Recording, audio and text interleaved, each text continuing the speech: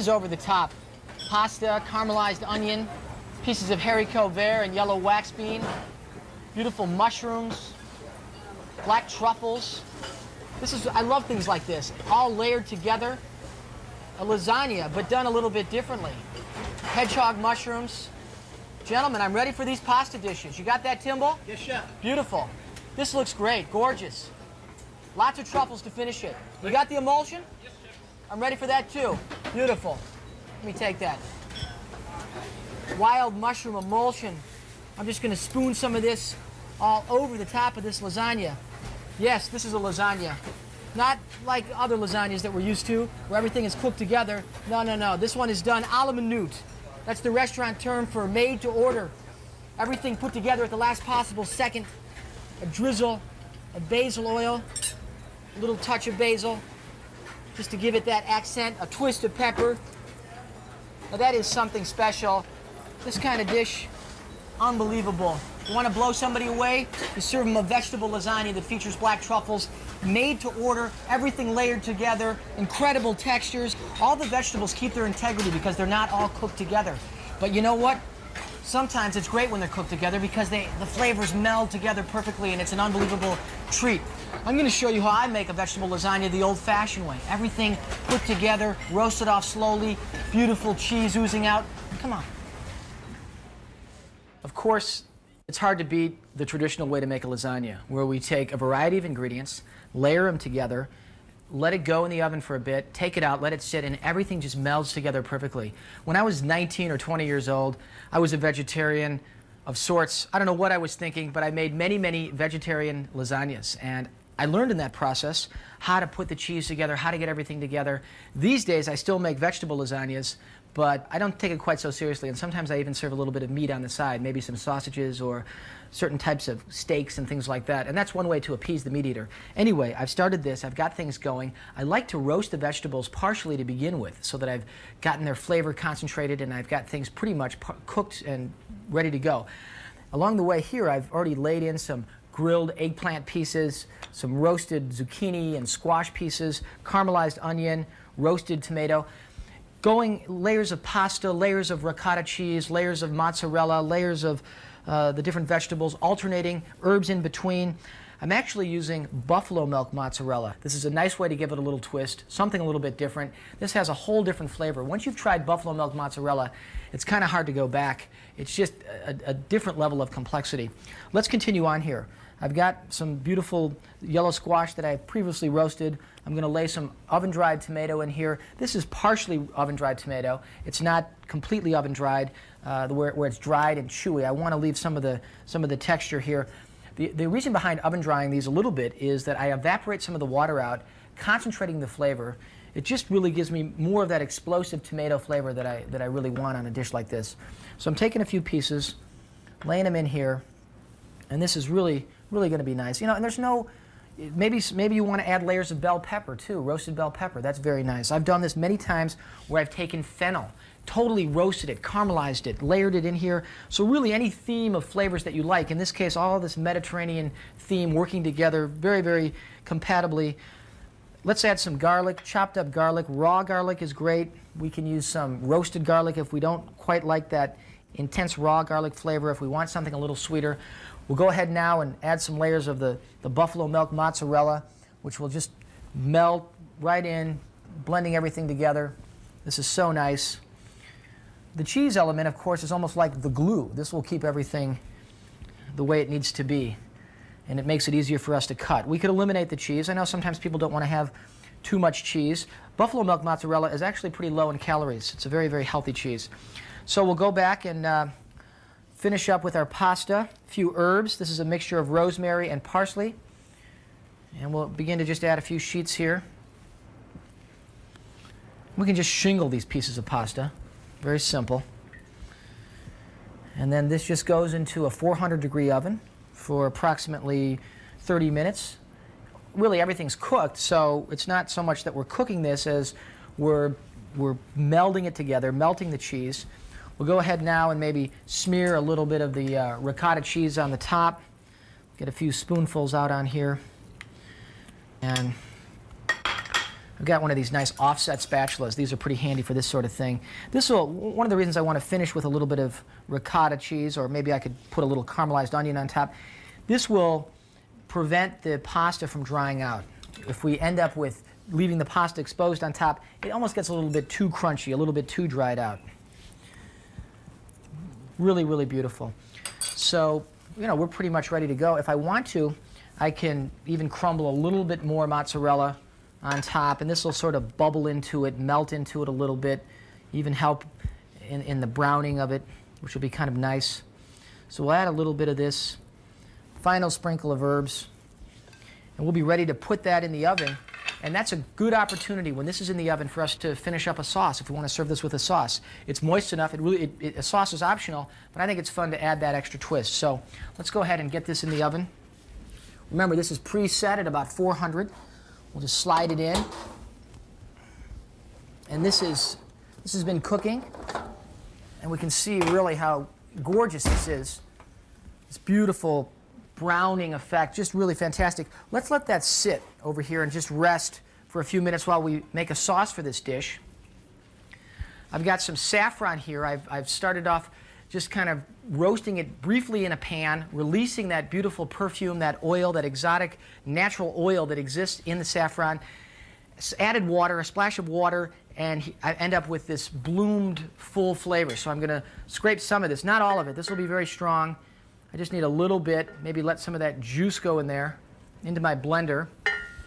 And I'm going to add a few oven-dried yellow tomatoes. We've got the red tomatoes in the lasagna, a few yellow tomatoes too, and I'm going to add some of these yellow tomatoes. They've got a much more concentrated flavor. I've got them on a rack here. This helps the air circulate completely around the tomatoes, and we'll just go ahead and throw a few of these in. The reason I've dried them partially is because I evaporate the water in the oven and concentrate that flavor. So I'm going to end up with a very explosively flavored yellow tomato puree with the saffron and even a few pieces of roasted yellow bell pepper. Roasted yellow bell pepper, yellow tomato sauce, flavored with saffron.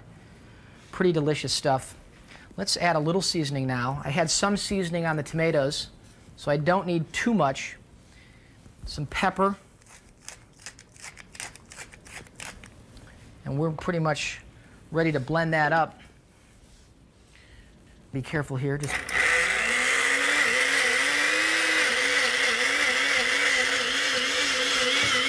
let's add a little bell pepper juice here.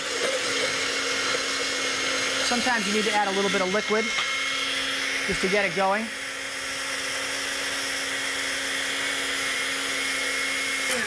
And these flavors are very, very complementary to all of the things we have working here with the eggplant and the zucchini, the caramelized onion. We can push this through a strainer if we want to make it super smooth, and then we'll just heat it up. This kind of thing, we could make this as the pasta's cooking. We could make this the day beforehand, and then it's all ready to go. Always think of steps that can be done in advance. I could make, if I want to, lasagna is a great dish for having a group of friends over, a party, a dinner party. Make it in advance. Have it ready to go, and the next day you can just you can heat it up. Let's get this back on the stove for a moment, just warm it up a little bit, and I think we're ready to check out our lasagna and see how everything is. Got this right here, and it's looking pretty good. After letting it sit and rest, we'll cut a nice wedge here. Let's see. Looks great. I can just smell the garlic wafting up as I cut into this, as I release that beautiful flavor, and the rosemary. So let's get a piece out here and see how it looks. Let's see.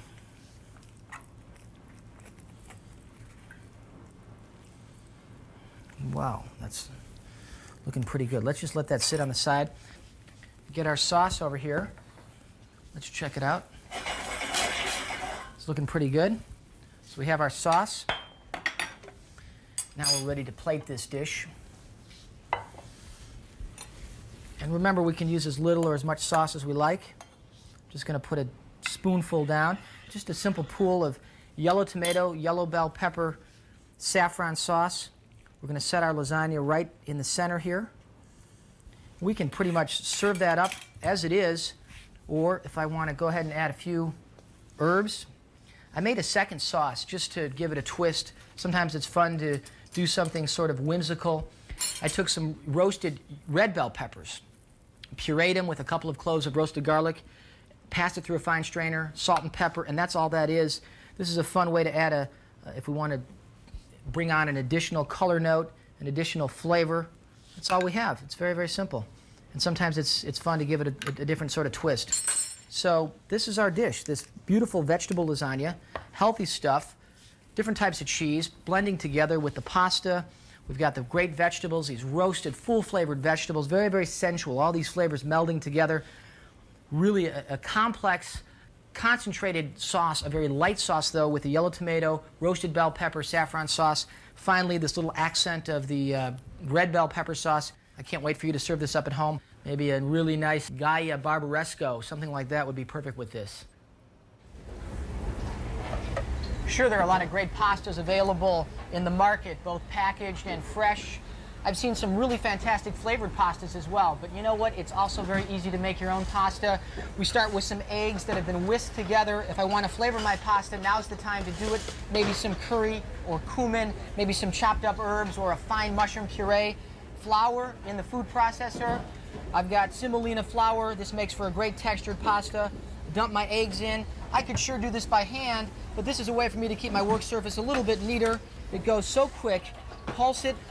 This will be done in less than 30 seconds. Pop it a few times. And you know what? If this is too moist, I'm going to add a little bit more flour. If it needs a little bit more liquid, I could drizzle in some water or maybe even a touch of olive oil. I take it out. It's a little bit wet. It's no problem. We'll just work it for a moment on the surface, and it's easily enough done. The great thing about this is that this is done in advance because it needs to rest at least for an hour, but if you want to do this the day before, it's fantastic. I always tell people a great way to relate to the food, to get a little therapy in, is to work your pasta, massage it a little bit. It's almost like a meditative thing. I mean, I just kind of go back and rub the flour in, get it ready to go, and then I'm ready to let it relax. Let that gluten relax. Wrap it up, set it on the side. After about an hour or the next day, we've got our pasta. Unravel it, and we're ready to go. Take some of this. I can work with all of it or part of it. I'll take a little piece here. We can roll it out by hand, but they have some great pasta machines available these days, and it's easy enough to run it on through. All we do is push it through here each time, maybe add a touch of flour. The pasta itself will almost speak to you and tell you how much flour to use. You'll feel it. You'll gauge the moisture content with your fingers, and you'll be surprised. Even after doing this 2 or 3 times, you'll have a very good idea how much flour needs to be added.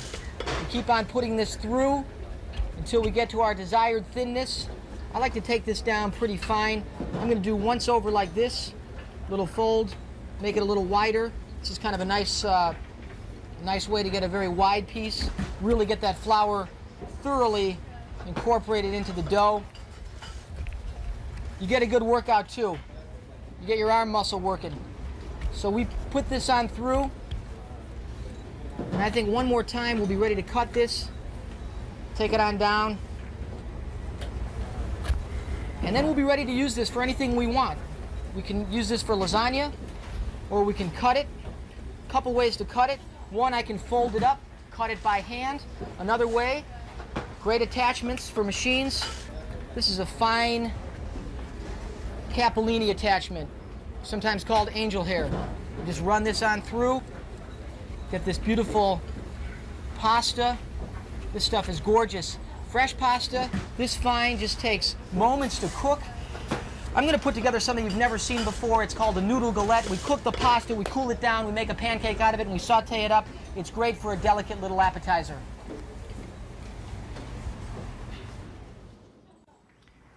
Well, I take my angel hair pasta, my capellini, cook it off in boiling salted water.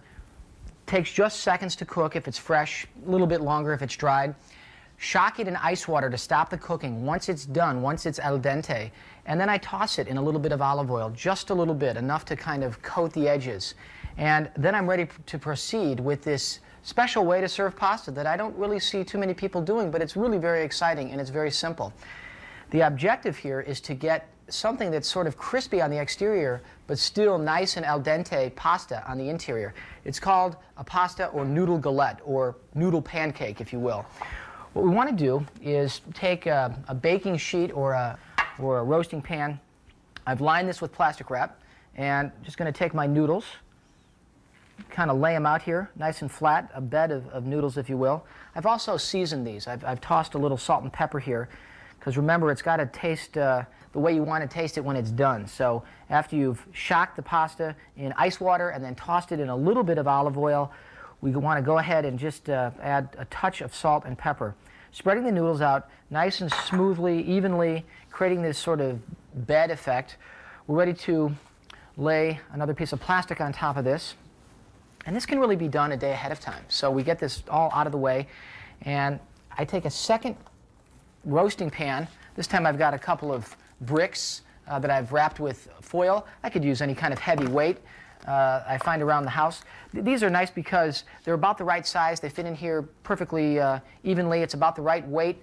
I could take a pot of water also, which is about the same weight, set it on top, and really at this point all I do is set this in the refrigerator, leave it in there for about 4 or 5 hours or overnight, and then we're ready to cut out our noodle galettes and go from there. In the meantime, I want to go ahead and get some celery root. We're going to use this to make the broth. Celery root, you know, everybody knows about celery and what celery juice, but I think celery root, which is really not the root of a stalk of celery, it's a different vegetable altogether in the family, but a different vegetable. This has a more earthy and a sweeter flavor than celery stalks, and I think it really lends itself great to exotic spices like cumin or even curry. What I like to do is go ahead and peel this away, the exterior skin, a simple vegetable peeler or a paring knife. We peel away the skin, and then we're able to go ahead and cut the celery root into pieces that will fit into our juicer. Now, the juicing at home can be done so simply. It's really great because we can use a juicer for all different types of technique here. We can juice carrots to make a broth. We can juice celery, bell peppers, juice onions, fennel. So I use juicers all the time because you get all the flavor from the vegetable, but it's so light and it's so healthy. And juices can be consumed raw, or in this case, we're actually going to heat this juice up just to infuse a little flavor from the spice. So we push our celery root right through. And there are so many great varieties of juicers available today, and they'll last a long time, easy enough to use. So we'll go ahead and come back with our juice. When you think of vegetables, they're 99% water. That's where all the flavor is. It's not in the solid. It's literally in the liquid that's contained. So what we've done is extracted all of the flavor from the celery root. What I'm going to do now is roast off a few cumin seeds to infuse this with this flavor. So I want to just release the volatile oil here, let this just kind of give off its perfume. Most seeds and spices benefit greatly from a little application of heat. This is the best way to do it, in a pan, really simply. It could be roasted in an oven, but this is going to allow us just to pour our broth right into this pan carefully. If it's a little warm, and just let that steep for a moment. We'll get that on and give it just a few minutes over here where it can pick up some of that flavor. In the meantime, we're ready to get our noodle galette that we've allowed to sit for several hours. In this case, we've let it go overnight, so it's nice and firm. And I have a couple of options here. Pop it out, invert it back onto a cutting surface, the cutting board, or I could leave it in the pan like this and use a cutter, a round cutter, a cookie cutter, anything that you have around the house will be great. And I like to just cut a nice shape like this, and you might need the aid of a spatula, although sometimes it's quite firm and it's not really necessary. So we'll get a couple of these here, and we'll just slide that right in there, and we'll be ready to go. And we're ready to strain our beautiful celery root broth, now flavored fully with the cumin. I mean, this is so exotic and wonderful, these overtones from this Middle Eastern spice. There's a little bit of scum that's risen that'll be strained out in the strainer, and All we need to do to finish this is add a little salt and pepper and maybe a touch of butter if we want to give it a satiny kind of a finish. That will be sitting on the side ready for us. In the meantime, we can begin to saute our noodle galettes. So start with some oil, just a touch. And we'll just place these right in the pan.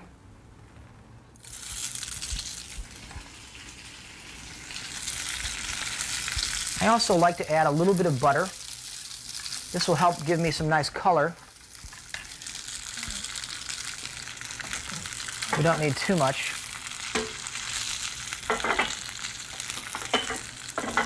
And in the meantime, we can get our vegetable element going, which will really add wonderful flavor and wonderful texture and kind of bring everything together. This is kind of an unusual sauce because I'm going to start with some mushrooms. I've got some oyster mushroom here, a couple pieces, and I've got some hedgehog mushroom, which you sometimes see. These are fun. We can cut them down a little bit if we want to, or leave them whole. Mushrooms are going to give this a really nice earthy element. We'll add those to the pan. We don't need to cook these too much. We're just going to soften them up. And like the noodle galette, we're going to add a pinch of butter at this point. I don't like to cook mushrooms in straight oil. I think sometimes they end up being a little bit greasy when they're in straight oil. I think sometimes if you add just a touch of butter, it makes it a little mellower. So once we have the mushrooms started and going and softening up, I'm going to add a little bit of verjus. What is verjus? Well, it's green grape juice. Grape juice that hasn't fermented. It still has some acidity to it, a little bit of sweetness. So it's not as sweet as grape juice. It's not as tart as vinegar. It's not wine, but it's somewhere in between. And it really gives a nice little elegant edge, acidic edge to all of this. We continue to sweat and steam the mushrooms in that mixture. That's also going to be just enough for us to add the lettuce to it because we want to wilt and braise this lettuce component of this sauce. The reason I like to add something like this is we're going to look for this crunchiness, this sort of cleansing element. We could use romaine lettuce. We could use arugula if we like bite. I like Boston lettuce because it adds a butteriness, a crunch, which is very, very nice. I don't need too much. Just stir that in. It'll kind of wilt and soften in the pan. We can season at this point. Salt, twisted pepper, and this will become the vegetable element for our dish. Very, very simple. So we've got our galettes. They're ready to come out. We've got our lettuce mushroom mixture flavored with the verjus sauce to give it a little bit of acid. We've got our broth, and we're ready to put this together. I'm going to remove the noodles to a towel. This way we can sort of blot off any extra liquid here. One thing I like to do is add a touch of butter to a sauce like this. Not too much. This really elegant flavor, Middle Eastern overtones with the cumin, pinch of butter, salt. Remember, we haven't seasoned this yet. Twist of pepper. We'll go ahead and whisk the butter in. We don't need much. It's just to give it a satiny finish. You know what? We can add some cumin seeds, which will be kind of nice. Not a lot, but that way when you're biting into everything and you come across a seed or two, it's a great little surprise. Let's go ahead and take our mixture, the lettuce and the mushrooms, just spoon it right into the center. You'll be amazed at how satisfying a texture and flavor something like wilted lettuce is. Just cooked, just softened, these buttery, rich mushrooms, earthy mushrooms. We've got our noodle galette, which we can place right in the center. Once again, we have the type of preparation that could go in a lot of directions right now. We can go ahead and add some pieces of poached fish or maybe a chicken breast that's been cut up and strewn about the edges. We can leave it as it is, and we've got a great little vegetarian appetizer. I'm going to spoon my cumin celery root broth on now. That aroma is just wafting up as I pour it in. If I want to reintroduce celery in yet another way, I've got a chiffonade of celery leaves. I can come back and strew a few of these about. This just adds that really wonderful, redolent, fresh celery flavor to the whole dish. We've got the earthy celery root broth flavored with that exotic Middle Eastern cumin. We've got the fresh celery leaves. We've got the delicate sauté of the lettuce and the mushrooms, finished with the verjus. Everything comes together very, very nicely. You do this, and I think you're going to impress a lot of people. Thanks for joining us on the Kitchen Sessions. I look forward to seeing you next time.